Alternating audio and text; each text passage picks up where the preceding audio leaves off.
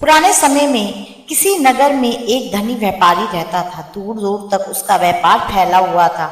नगर के सभी लोग उस व्यापारी का सम्मान करते थे। इतना सब कुछ से संपन्न होने के बाद भी वह व्यापारी बहुत दुखी था, क्योंकि उसका कोई पुत्र नहीं था, जिस कारण अपने मृत्यु के पश्चात व्यापार के उत्तराधिकारी की चिंता उसे हमेशा सताती रहती थी। पुत्र प्राप्ति की इच्छा से व्यापारी प्रत्येक सोमवार भगवान शिव की व्रत पूजा किया करता था और शाम के समय शिव मंदिर में जाकर भगवान शिव के सामने घी का दीपक जलाया करता था। उसकी भक्ति देखकर मां पार्वती प्रसन्न हो गई और भगवान शिव से उस व्यापारी की मनोकामना पूर्ण करने का निवेदन किया।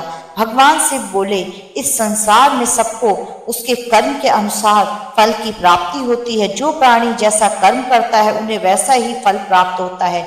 शिवजी द्वारा समझाने के बावजूद मां पार्वती नहीं मानी और उस व्यापारी की मनोकामना पूर्ण हेतु वह शिवजी जी से बार बार अनुरोध कर रही थी। अतः माता पार्वती के आग्रह को देखकर भगवान भोलेनाथ को उस व्यापारी को पुत्र प्राप्ति का वरदान देना पड़ा।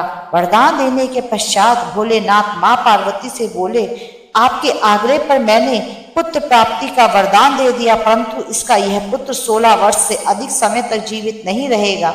उसी रात भगवान शिव उस व्यापारी के स्वप्न में आए और उसे पुत्र प्राप्ति का वरदान दिया और उसके पुत्र के 16 वर्ष तक जीवित रहने की बात बताई। भगवान शिव के वरदान से व्यापारी को खुशी तो हुई, लेकिन पुत्र की अल्पायु की चिंता ने उस खुशी को नष्ट कर दिया। व्यापारी पहले की तरह सोमवार के दिन भगवान शिव का विधिवत व्रत करता रहा। कुछ दिन बाद उसके घर में अति सुंदर बालक का जन्म हुआ। घर में खुशियां भर गईं। बहुत धूमधाम से पुत्र जन्म का समारोह मनाया गया, परंतु व्यापारी को पुत्र जन्म की अधिक खुशी नहीं हुई, क्योंकि उस पुत्र की अल्पायु के रहस्य का पता जब पुत्र 12 वर्ष का हुआ तो व्यापारी ने उसे उसके मामा के साथ पढ़ने के लिए वाराणसी भेज दिया। लड़का अपने मामा के साथ शिक्षा प्राप्ति हेतु चल दिया। रास्ते में जहां जहां भी मामा भांजे विश्राम हेतु रुके, वहीं यज्ञ करते और ब्राह्मणों को भोजन कराते। लंबी यात्रा के बाद मामा और भांजा एक नगर में पहुंचे।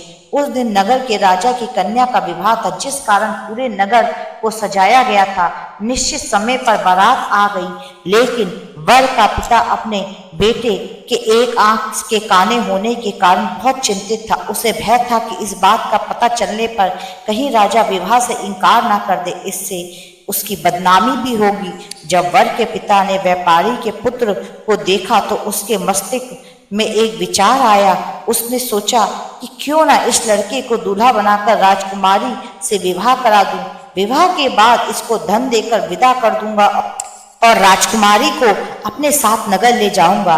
वर के पिता ने लड़के के मामा से इस संबंध में बात की। मामा ने धन मिलने के लालच में वर के पिता की बात स्वीकार कर ली। लड़के को दूल्हा के वस्त्र पहनाकर राजकुमारी से विवाह कर दिया। राजा ने बहुत सारा धन देकर राजकुमारी को विदा किया। शादी के बाद लड़का जब राजकुमारी के साथ लौट रहा था तो वह सच छिपा नहीं सका। उसने राजकुमारी की ओढ़नी पर लिख दिया, राजकुमारी तुम्हारा विवाह मेरे साथ हुआ है। मैं तो वाराणसी पढ़ने के लिए जा रहा हूँ और अब तुम्हें जिस नवयुवक की पत्नी बनना पड़ेगा वह कान्हा है। जब राजकुमारी ने अपनी ओढ़नी पर लिखा हुआ पढ़ा तो उसके कान्हे लड़के के साथ जाने से इनकार कर दिया। राजा सब बातें जानकर राजकुमारी को महल में रख लिया। उधर लड़के अपने मामा के साथ वाराणसी पहुंच गया।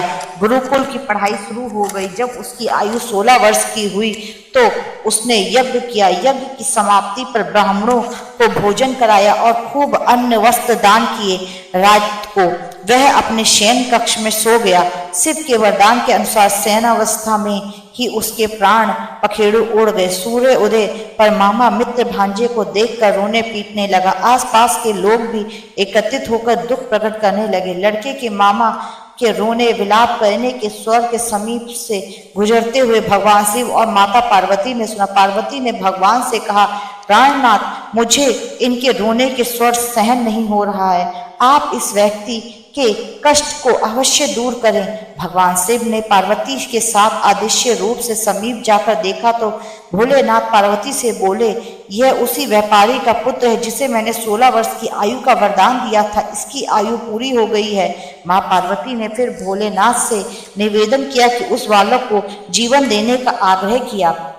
माता पार्वती के आग्रह पर भगवान शिव ने उस लड़के को जीवन दे दिया और कुछ ही पल में वह जीवित होकर उड़ गया। शिक्षा समाप्त करके लड़का मामा के साथ अपने नगर की ओर चल दिया। दोनों चलते हुए उसी नगर पहुंचे जहां उसका विवाह हुआ था। उस नगर में भी यज्ञ का आयोजन था। समीप से गुजरते हुए नगर के राजा ने यज्ञ का आयोजन देखा और उसने तुरंत ही लड़के और उसके मामा को पहचान लिया। यज्ञ के समाप्त होने पर राजा मामा और लड़के महल में ले गए और कुछ दिन उन्हें महल में रखकर बहुत सा धन वस्त्र आदि देकर राजकुमारी के साथ विदा कर दिया। इधर भूखे प्यासे रहकर व्यापारी और उसकी पत्नी बेटे की प्रतीक्षा कर रहे थे। उन्होंने प्रतिज्ञा कर रखी थी कि यदि उन्हें अपने बेटे की मृत्यु का समाचार मिला तो दोनों अपने प्राण त्याग देंगे। परंतु जैसे ही अपने बेटे के जीवित वापस लौटने का समाचार सुना तो वह बहुत प्रसन्न हुए। वह अपनी पत्नी और मित्रों के साथ नगर के द्वार पर पहुंचा। अपने बेटे के विवाह का समाचार सुनकर पुत्र वधू राजकुमारी को देखकर उसकी खुशी का कोई ठिकाना ना रहा। उसी रात भगवान शिव ने व्यापारी के स्वप्न में आकर कहा, हे सेठ, मैंने तेरे सोमवार के व्रत करने और व्रत कथा सुनने से प्रसन्न होकर तेरे पुत्र को लंबी आयु प्रदान की है। पुत्र की लंबी आयु जानकर व्यापारी बहुत खुश हुआ। सोमवार का व्रत करने से व्यापारी के घर में खुशियां लौट आई। उस शास्त्रों में लिखा है कि जो स्त्री पुरुष सोमवार का विधि पूर्वक व्रत करते हैं और व्रत कथा सुनते हैं उनकी सभी इच्छाएं पूरी होती हैं।